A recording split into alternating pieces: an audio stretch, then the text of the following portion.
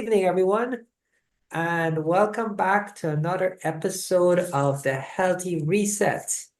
Tonight we have with us this team, the Pamela Cohen. Am I pronouncing that correctly, Pamela? I hope I Cowan. am. Pretty close. Cohen. Right. Pamela Cohen, welcome to us. Pamela is a neuroscientist, and I'll let her share with us.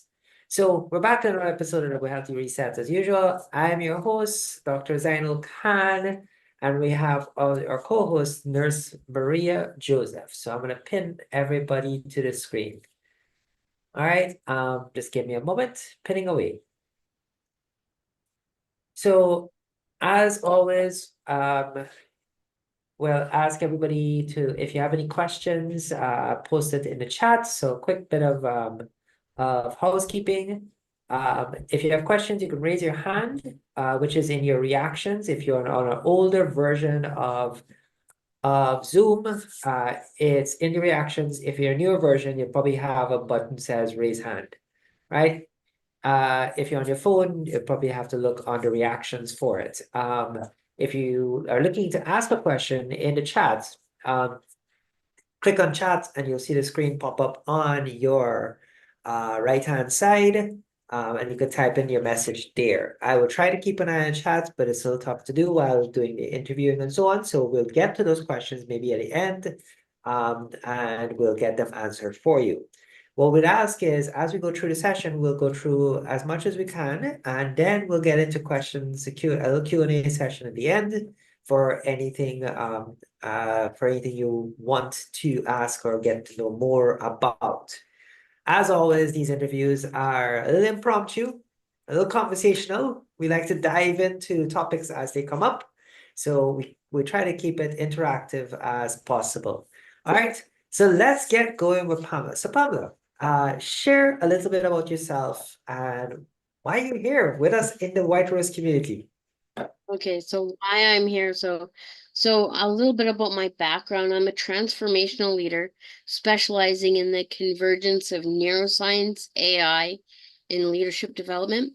With over 30 years of experience, I empower leaders to thrive through life's challenges, including menopause and burnout, by blending cutting edge science with practical strategies. I'm the founder of the Build Resilience International Institute, where I provide innovative solutions for personal and professional growth. I'm passionate about wellness, and I integrate my expertise in human performance and neuroplasticity to help leaders harness their inner strength and lead balanced, fulfilling lives in an ever-evolving world. Awesome. So first question I'm going to toss out there to you. What is neuroplasticity? Oh, I love this question. So neuroplasticity is, and I really have a really poignant story on how I learned about what neuroplasticity is, in that my husband, we went to go see the neurologist, who said, put your wishes in writing before you cannot communicate them. And because you have brain atrophy. And I was just like, okay, so what's this thing called brain atrophy? So I went to Dr. Google, and this was probably about 15 years ago. And Dr. Google said that our brains grow to a certain point, and by the time we're 25, that's the brain you get. And then after 25, it starts to shrink, like it's formed like Tupperware, nice and firm and rigid. And then it's kind of like you spend the rest of your life with your brain in the dishwasher, and it's shrinking. And that's what brain atrophy is. It's just that his brain, he had two chronic illnesses that were attacking his brain. And so his brain was atrophying faster. And yet when I started studying in neuroscience, I ended up realizing, and even it was actually even before that, from the very first time that I recognized it was actually when I got handed my first iPhone. And I could actually feel as I was on the screen and touching things and pressing buttons on the screen, that I could actually feel my brain, the wiring was changing. And I liken it to, it's almost similar to knitting. The next day I went into work and they handed me a BlackBerry with a little scroll ball, and I didn't know how to use it because my brain had become wired to know how to utilize a touch screen, but not a scroll ball any longer. So I mean, they wouldn't take back their BlackBerry. So what I had to do in order to compensate was I had to call forward my BlackBerry to my iPhone because I just couldn't figure out how to use a scroll ball anymore. So so that was actually my first experience with neuroplasticity.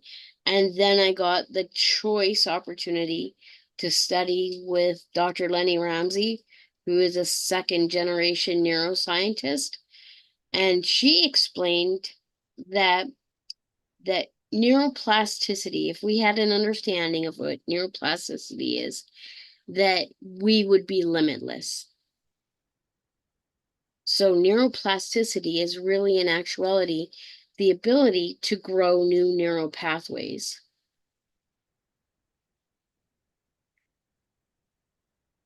That is, A very that is, simple explanation. yes.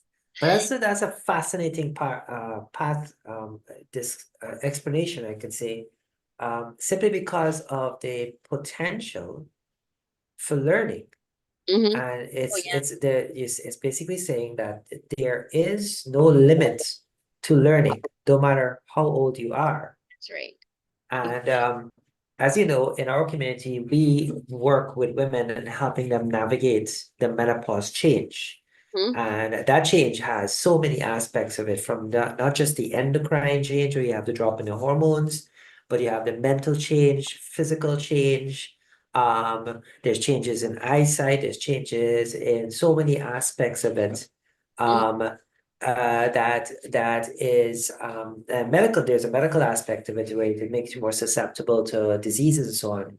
And one of the impacts we have in the community is brain fog and decreased concentration in our women in computers. One of the things that comes up all the time. How do I get rid of brain fog? How do I get over the stage where I feel so unfocused and like I can't remember what I did yesterday? Mm-hmm. Right. And I know Maria can comment to this because she herself has been through some of this in her transition. And she works every day with women who are going through menopause, and I'm sure she's encountered some of this. So how then can neuroplasticity help with that menopause change? Do you have any pathways you can use, or is there anything you can recommend? So in my research, there's a lot of ways that, first of all, we have to understand all the different ways that that menopause is affecting the brain. In that, yes, you mentioned the cognitive function, and that the memory, that some women experience changes in memory and cognition during menopause, and this can include difficulties with short-term memory and verbal recall. I remember my mother going, it should be in the middle of a sentence, and and I was like, okay, what's going on with her? As well as, like you said, that concentration, that there's a noticeable decrease in the ability to concentrate and focus. But then there's also the mood and the mental health, where we know about the mood swings. The hormonal function can lead to mood swings, increasing irritability and emotional instability, depression and anxiety, that risks of developing these can increase during menopause and may even be due to both the hormonal changes and the stress of dealing with the physical symptoms. So, but then we move more into the aspect of the sleep disturbances. With the insomnia, menopause is often accompanied with sleep disturbances like insomnia, where your sleep quality is really impacted, and that leads to more of your impact to the cognitive function and the mood. But then, interestingly enough, the brain structure is affected. So some studies suggest that there may be a temporary decrease in brain volume in certain areas during the menopausal transition, which might be linked to cognitive changes. However, these changes are often reversible after menopause. So then when we look at the neuroprotective effects of estrogen, so we know that estrogen decreases, but estrogen has a neuroprotective effect, and it supports the synaptic plasticity, which is crucial for learning and memory. So the decline in estrogen levels during menopause can affect these processes, potentially leading to cognitive decline. That's why we may notice more of a decline. But beyond that, there's Alzheimer's disease, and the evidence suggests that postmenopausal women may have an increased risk of developing Alzheimer's disease, possibly due to the drop in the estrogen levels, which has protective effects on the brain.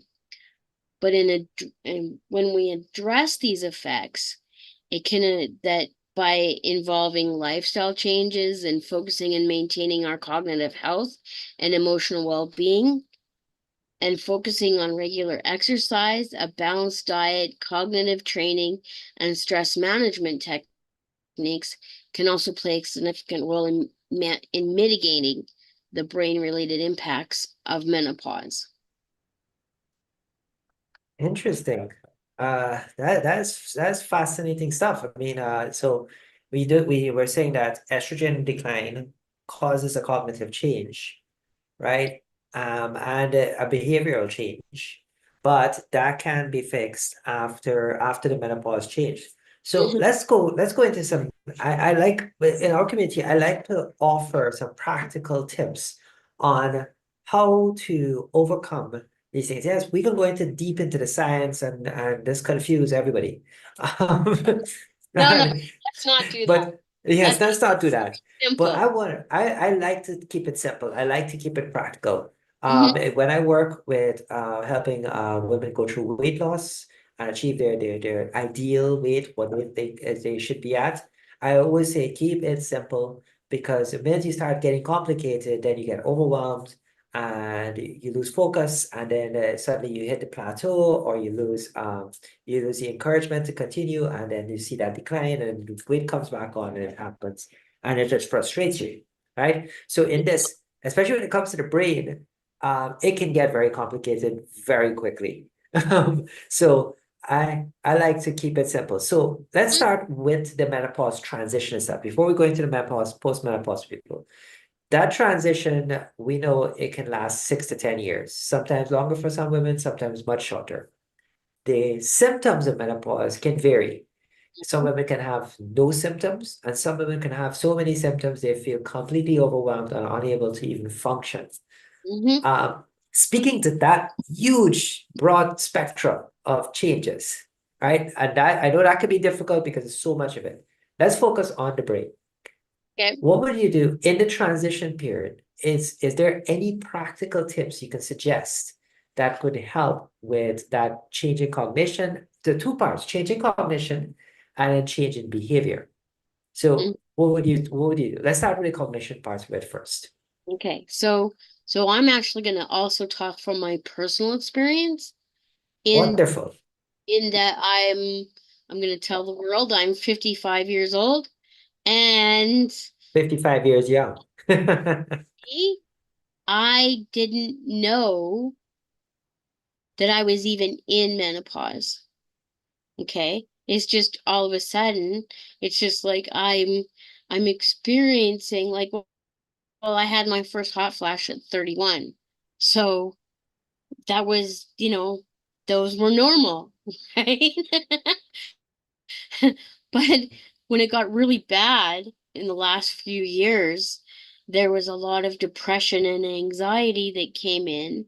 And I don't think that our last few years here really helped with the circumstances in the world, being isolated because I live alone with a dog, and well, you're supposed to be alone anyway, you know, that did not help. And and then, the insomnia kicked in. So that made it even worse, because one of the key things, the most important thing that you can do for your brain is to sleep. I Because, and I totally know agree. that some people say that, they don't want to know about this, but in actuality, that is the only time that your brain can get rid of its waste.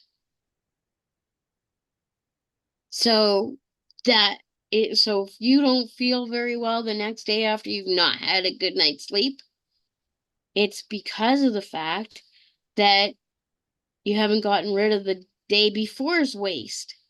So that increases the brain fog. So I know from experience how challenging it can be, because um I 6 hours of sleep was normal. That was normal for me. And what I had to do, though, is I had to start priming my brain to go to bed at night, because I became a night owl. I would all of a sudden have this burst of energy in the middle of the night, and that's when I would find myself being the most creative and everything, and so I'm not sleeping. And so 6 hours of sleep was a normal thing. And so what I had to do was I had to start priming my brain for the behavior that I wanted. And that started with, the time that I wanted to go to bed, 2 hours before that time. And I'm suggesting that a bedtime of 10 or 11 at the latest,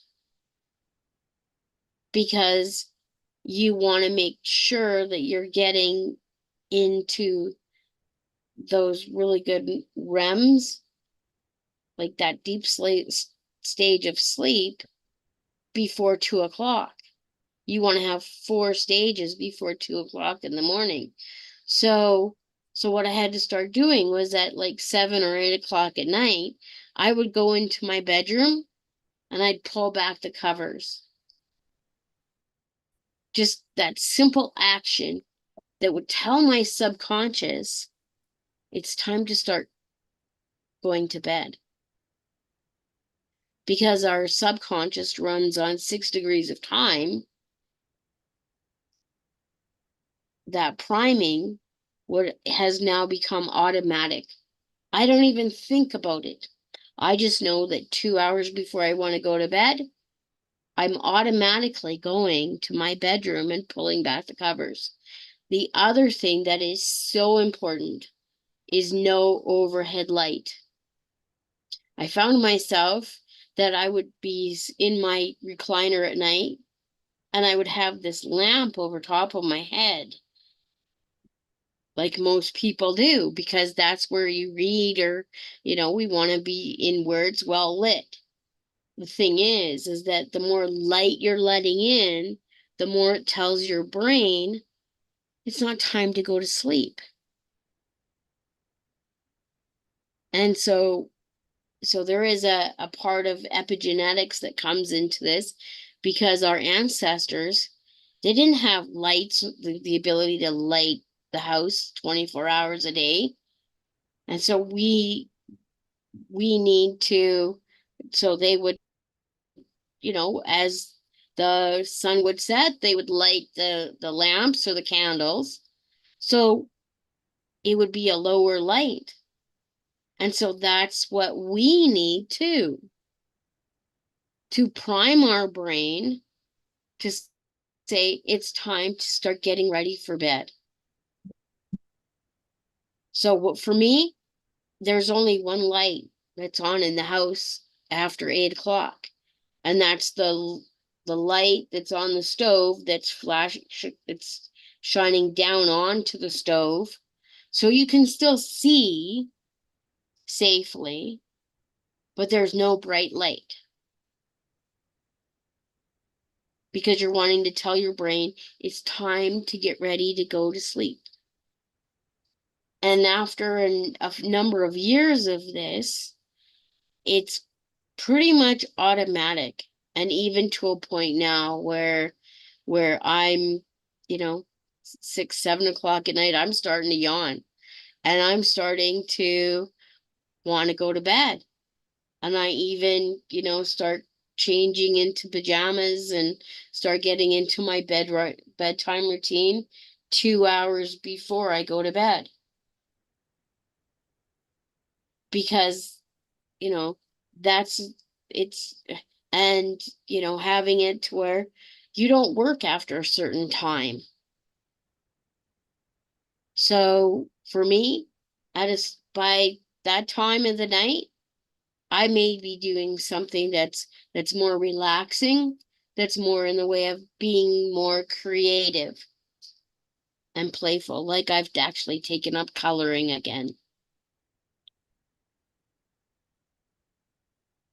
So that it's something that's more playful, something that's more creative, something that's also relaxing, and yet that I still feel like I've accomplished something because there's still that part of me that's like, well, I need to do something. I just can't sit and watch TV or, you know.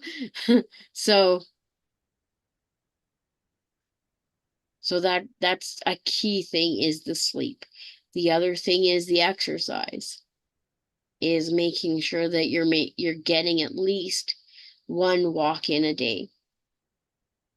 And so one of the ways of doing that, because sometimes it's hard to get that in. We're busy with other things.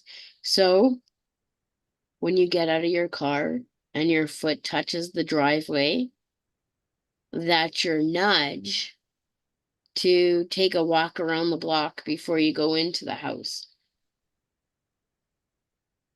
Or I know that there's other people who they prefer to walk in the morning. So they leave their running shoes by the bed. So it'll nudge them into that behavior first thing in the morning. They'll put on their running shoes and go out for a walk.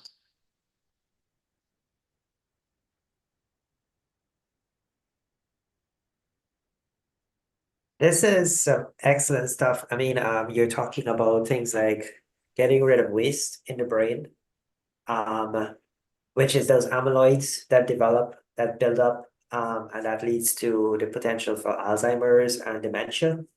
We're talking about priming yourself. And in my space of health, of dealing with health, I call it health stacking, where you stack several behaviors together so that you have behaviors you're going to do anyway, like brush your teeth or get ready for bed. Do a health stack to that. So add something that you want to do with that. So in your case, you started coloring. Excellent. That's useful because you add in hobbies, which is awesome because then you stop being in front of the TV where there's massive LED TVs with these bright screens and you're absorbing that energy, which is voiding sleep also. Um, and then one of the things you mentioned I really picked up on is a few years. This is not something, and I'd like everybody who's listening to this to understand that when you develop a health routine, it isn't something that takes impact over a few months. It's over a number of years, Mhm. and you will see results. But it takes time for your body, as you said, to get primed to that new system, right? And it's enough studies to show that it takes 6 days to a year to change any habit, any behavior. So if it takes that long to change a behavior, a habit, then you have to take the time and just keep repetitively doing the things. And I love how you said a few years, not a few months, but a few Well, years. That's excellent. well, the thing is, um, with the tools that are in my toolkit, it didn't take me a few years to get to this point. Okay. It like to actually have it to where those behaviors were in place. Um, with the tools, I have like 150 tools in my toolkit around brain and neuroscience that are evidence-based, that make it so that change is something that you don't even have to think about. When I talked about automaticity, we can make behavior change automatic. And as an example, Dr. Z, when was the last time you drove your car? Today? Okay. When you were driving, did you think about it? No, of course not. No. And why didn't you think about it? Because it's a habit. It's something you do every day. It's automatic. Yes, it's become automatic, so you don't even think about it, that the subconscious knows exactly what to do and when to do it. It has picked up on the cues because you've learned it, because you've done it enough, you've had enough practice that it has become automatic. Now I have ways of making it so that changes can be put on automatic, that we can actually hit that automatic button. It's not quite an easy button because there is some effort to it, but it's as easy as being able to push that automatic button in your brain to make it so that change is literally automatic. When you speak of change being automatic, go a little deeper. What do you mean by that? What I mean is that any behavior, any lifestyle behavior, or anything, like I said before, with neuroplasticity, we are limitless. So whatever it is that we are wanting to learn or to be able to do, we can do it. Excellent. Yes, and I firmly believe that too. Yes. And when it comes to like I can go one step further on what you're saying about the automaticity. Um, a couple of years ago in my health change, I started wanting to walk more. And what I did was the hospital I worked at has this huge parking lot, and I started parking in the furthest points away from where I had to go to get to where my workplace is.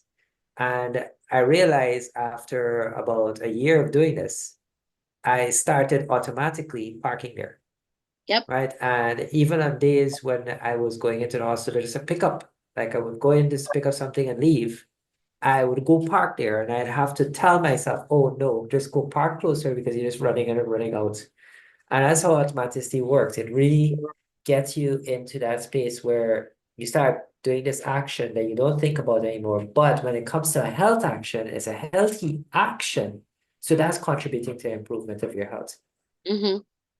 Yeah. Yeah. Now, one of the things that I love to say that we're able to do at the Build Resilience International Institute is that we in actuality have what I call the R of resilience, which is the ability to adapt, resolve, and emerge through change, which is resilience. And what I help my clients to do is to actually be able to utilize what I call transcendence, and I call it the dance of change. That change, we resist change. But if we understood more of how we can actually dance through it,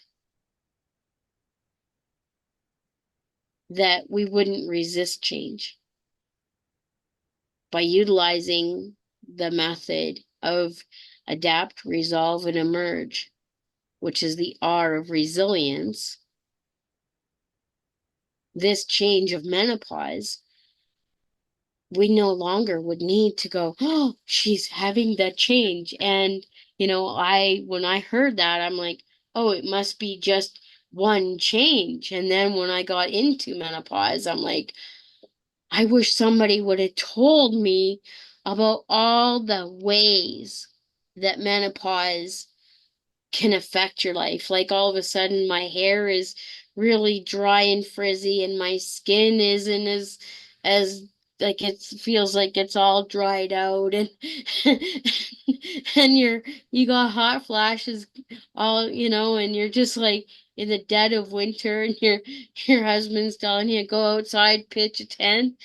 And there's so many different ways, like you said, that menopause changes things in for you mentally, emotionally, physically, intellectually, and we call it the change. So we're thinking, well, just one thing is going to change, right? Well, no. It's like the changes, okay? There's so many, because there's so many ways that it manifests, and yet it doesn't have to be a rough ride of, oh man, now it's this and now it's that. No, when we can learn how to actually adapt, resolve, and emerge through the change with utilizing what's called transcendence, we learn to embrace what's happening with grace and elegance. So let's dive. I know this is what you do in your institute, and how you help others to overcome. So let's talk about the adapt, resolve, and emerge.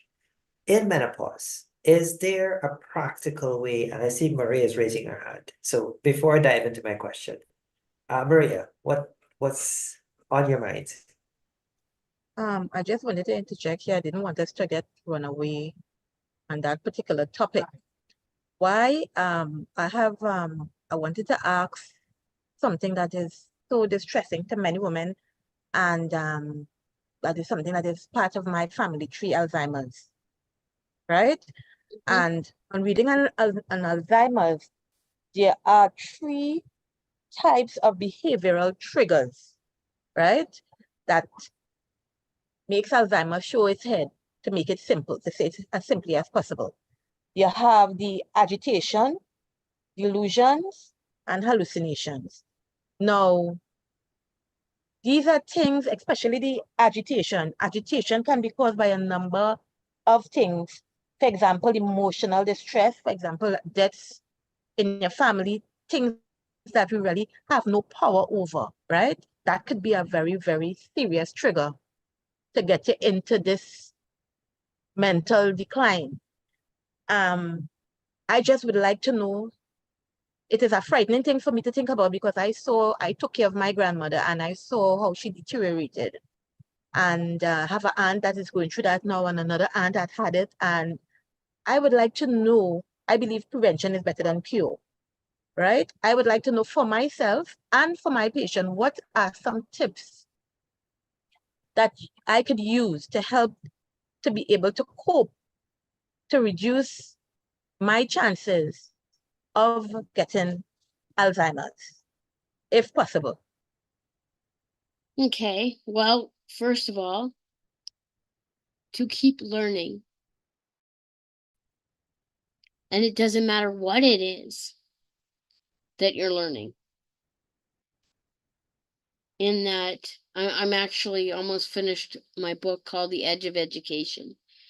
And it talks about how we learn and how we need to improve our education system to be more in alignment with what we know and understand about how the brain actually works. So even if it's something as simple as reading, and I know we're moving further and further away from actually sitting down and reading, because we've got a lot more that where it's like, well, YouTube is so readily available and I can, learn whatever I need to learn on YouTube. And I'm not saying that's a bad thing. but making a practice out of reading. And I almost chuckled when the neurologist told my husband to read the Financial Post cover to cover every day, and not the Calgary Sun, not the Sun. Read something that challenges you every day. And or pick something that you're wanting to learn about. When I was working in corporate, every day I got to learn about something new, as I was working in the area of human performance and workplace design engineering. And so I would essentially be responsible for how the employees performed, as well as also the workplace design. I wouldn't design the building, but I would design how we did what we did. And so I got to learn about how everybody else does what they do. Or I would learn about, well, this is how the elevator works today. Or I would learn about, well, this kind of this cultural thing that's happening. And every day I was learning about something. And it was, I loved it, and I still love learning. So being a lifelong learner is going to have it that's less likely to happen. Not only that, but also your diet. That is so key, in that, what we let food be thy medicine is a very, very wise man once said. Let food be thy medicine. And yet, where is it that we typically shop? When we're in the grocery store, are we shopping in the middle? Or are we shopping around the outside?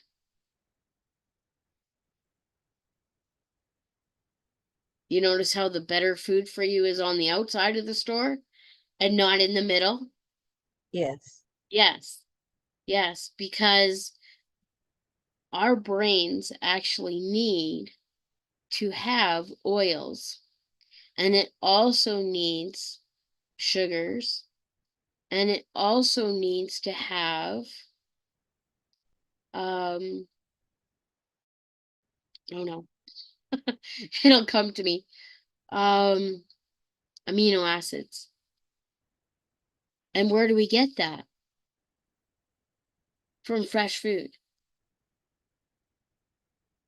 from green leafy foods, as well Mm-hmm. as also from oils and fats. And Yep. yet here we've been fed this fallacy that oils are bad. Hmm. Well, what does your brain sit in? Oil. Oh, yes. Yes, it needs oil. Because what is it actually doing? It's conducting electricity. It's conducting energy. I'll add a little bit more to that. What surrounds the neurons? Oils. That Mhm. sheet is all oil. What are all your hormones made of? Oils. Yes.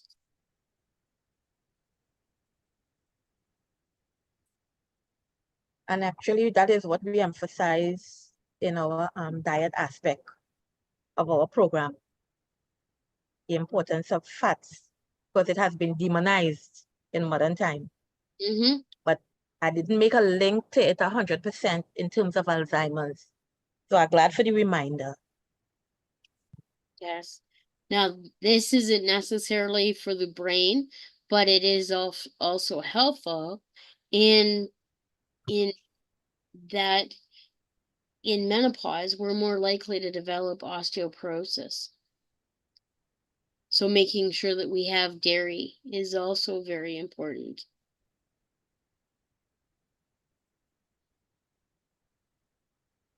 Right, and I'll add one more to that. Having fruits and vegetables Mm-hmm. is important for the gut because a lot of your a lot of your healing processes is buried in the gut.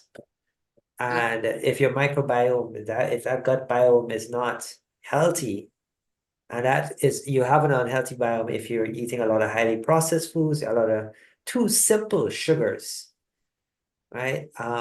And a lot of like the center of the aisle. If you're eating that stuff, your microbiome is suffering. Yes. And you realize the minute you start putting more vegetables, fruits, healthy oils, healthy proteins into your diet, you start to see that the bloating is gone, the acid reflux is gone, you start feeling a lot more energized.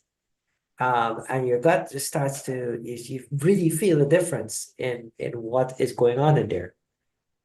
So it's all connected.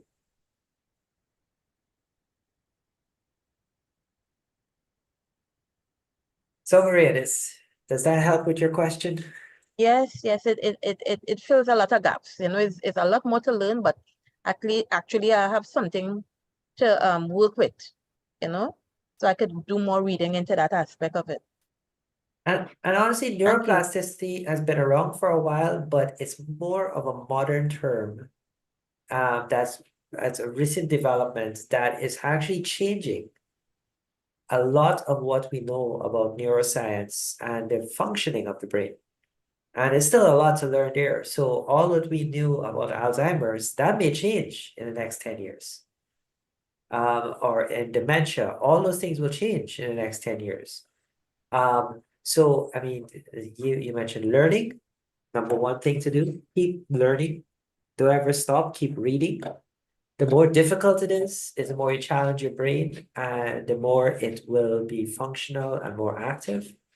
And eating healthier. Yes, big step in all of this.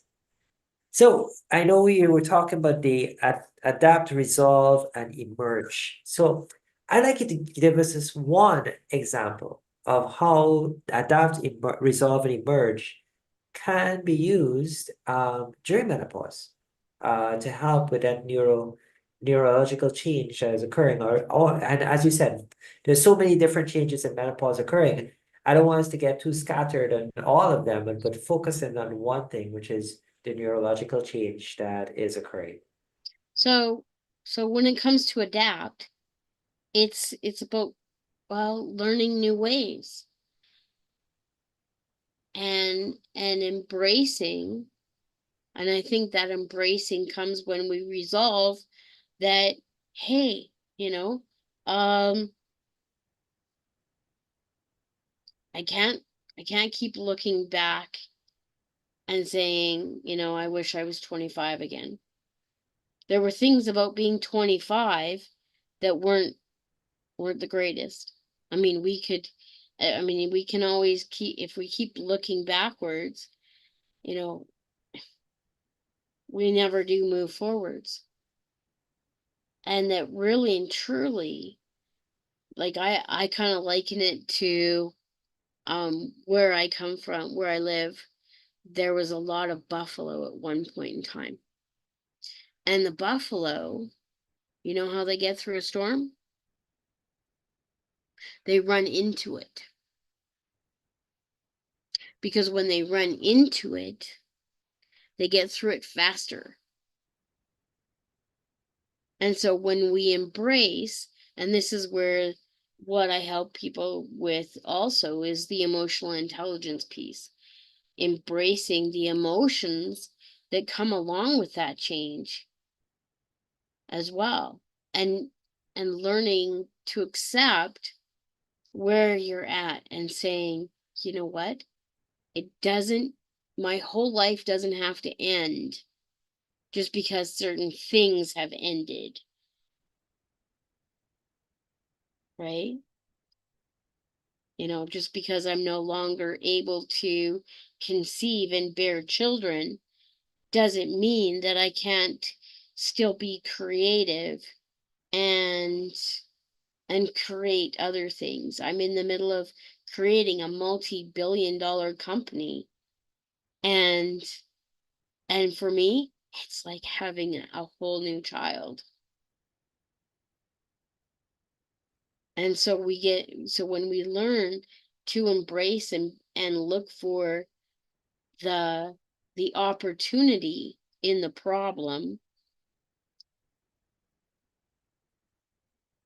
being able to adapt and resolve and emerge through it like that phoenix rising, that this doesn't mean it has to be the end, and it doesn't mean that we need to look at all the the changes as being a bad thing.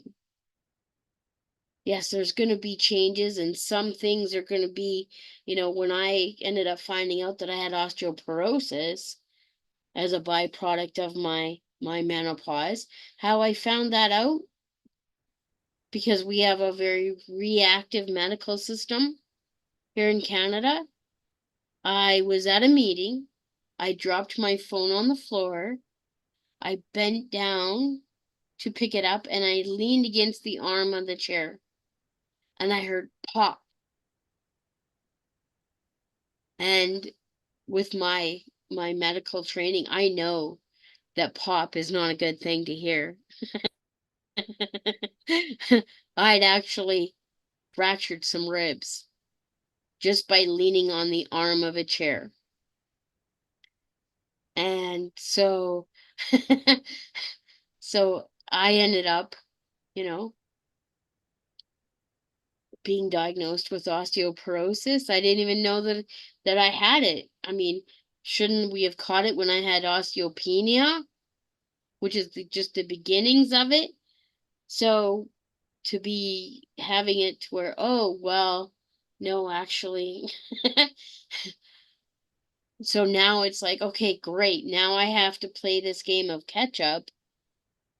Well, learning, I think, also to laugh at yourself,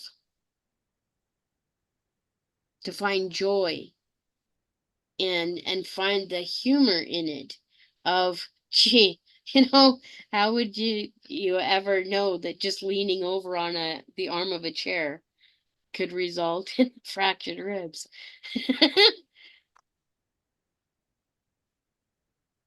Yeah, that's the medical system as a whole has always been reactive. We're the same way in Trinidad. In Trinidad and Tobago, very reactive, not proactive at all. And that's one of the things I want to instill in the women in our community is we're taking a proactive approach in the white rose community. We don't want to wait until you get there to then do something about it. We want you to start doing something about it now. Yeah, And that making that change from now. yeah. I think what you're offering is a very valuable resource for women, because I wish that I would have understood more about the changes that were going to happen. Not that I would anticipate them and basically say, oh, yes, all of these things are going to happen. But if they did happen, then I could go, oh, yeah, I know about this, and it isn't terrible, because I know that Curleen and Maria and Arlene, they've talked about this. And so I know I'm not alone. I'm not the only one that's ever experienced, man, what do I do with this dry and frizzy hair that I just, doesn't seem to matter what shampoo I use.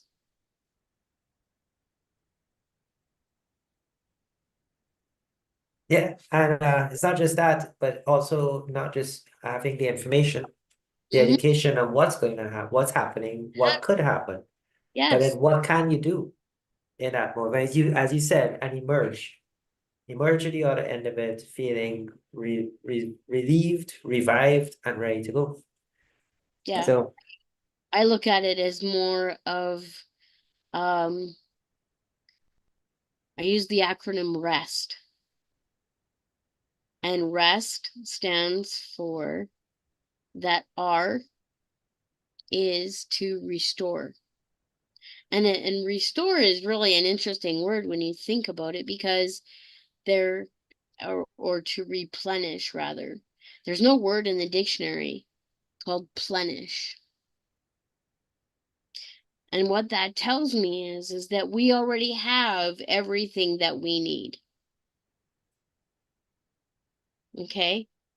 So to replenish means to basically restore what we already have. And then the E is to embrace. Embrace the change, because with those changes comes new opportunities. The S stands for in keeping things simple and not making it complicated. Looking for the simplicity, looking for the system. Because everything is a system. Our body is a series of systems. And lastly is T, and that is still standing in what you believe is true, and knowing that the truth is that your value as a person does not change based on what is happening and the circumstances in your life.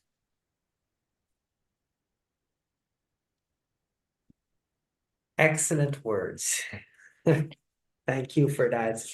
So we heard rest, everyone. So as it's coming down to the end of our session. So I know we went over a little bit. So I'll ask anybody here if they have any questions at this point, if they'd like to raise their hand or just unmute yourself and come on and ask your question. And so we could get down to getting this session closed off. So any questions at this moment? Comments, analyses, anything?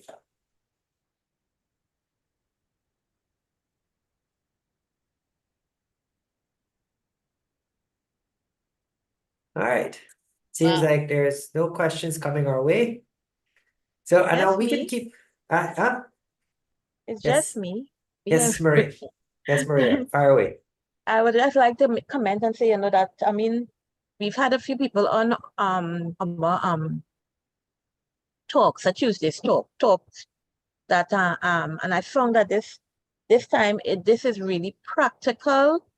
It started off a bit technical, but I mean, when we came down to the nitty-gritty of it, it's really practical stuff that you can use in your everyday life to improve or to manage or strive, I should put it, through this period of our lives.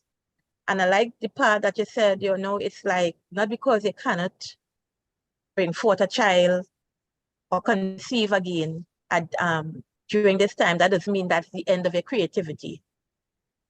Right? It's like the rising of the phoenix. I liked that analogy. I liked, because many women feel at this point in their time, a lot of people put you at the side now. Well, you're not as beautiful as before. Your looks has changed. Everything is so based in this world on looks that the value of a person has how to put it, has been depreciated, because at this point in your life, you don't feel like yourself, you don't look like yourself, sometimes you're not acting like yourself. And society makes you feel less than. So if you don't get a grip on it, you could deteriorate even much quicker during this period. And I just want to thank you for the knowledge. And I just want to give you an early invitation back sometime in the near future to our program. Been very helpful. Thank you. Thank you. Yeah. Yes, Pamela, there's a lot you unpacked tonight, and I'm sure there's a lot more that you can unpack. So if there's no more questions, I'll ask you to close it off for us. Tell us, where can we find you? And if you have anything you want to share with our community, let us know. After the session is over, I'll reach out to you. I need to send me some of that stuff, and I'll post it on the YouTube channel, The Healthy Reset, which is on this side of me, right? All of it will be in the show notes on The Healthy Reset. Please go look at our videos, like, share, and subscribe is how we get to grow our channel, is how to get to reach more women, and is how we really get to do our jobs and hopefully help women through the menopause change by educating, offering practical advice, and supplying them with what they need for this process. All right, so Pamela, tell us where can we find you, and if you have anything to share with your community, let us know, and I'll put it all in the show notes on the Healthy Reset. Where's my finger? Other side. Okay, so you can find me. First of all, I have a gift for everyone that is called Work the Way You're Wired. And it goes into a lot more of what I shared with you here, as well as also you can find me. I have 2 apps, and one of them is the Leaders Resilience Toolkit. And these are in the App Store. The other one is the Business Innovation Playground. And I'm saying this slowly so that people can write it down. So both of those can be found in the App Store, but if you go to leadersresilience-toolkit.com, you will find the same. You'll find it there as well, the same as the businessinnovationplayground.com will get you there as well. And so my email is Pamela Cowan at buildresilience.ca.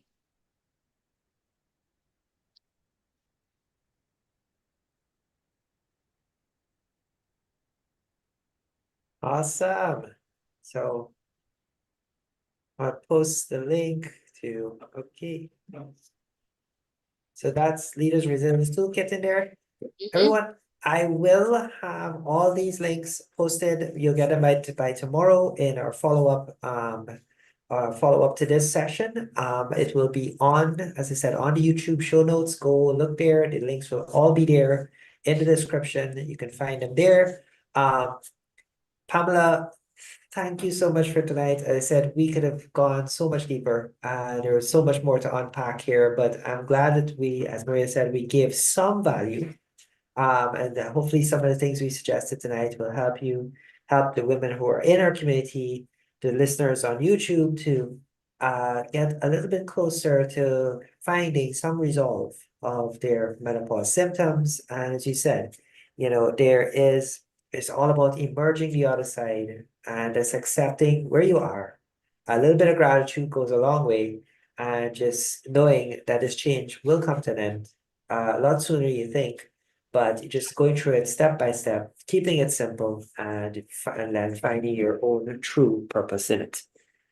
All right, Maria, do you want to close us off? And then we'll say good night to everyone, and we'll see you next week again for another session of the Healthy Reset. Just want to say Sure. thank you for your presence and your knowledge. And I want to thank all the listeners and Dr. Khan for what we are sharing to a lot of women who need it. It's something very necessary for women. So I just want to thank you and to say that you're welcome anytime to come and give more of your knowledge Thank to you. our program. Thanks again. Really nice honor to be here. Awesome. All right, everyone. Have a great evening. We'll see you next week again for another episode of the Healthy Reset. Good night, everyone. Bye, Pamela. Thanks for coming.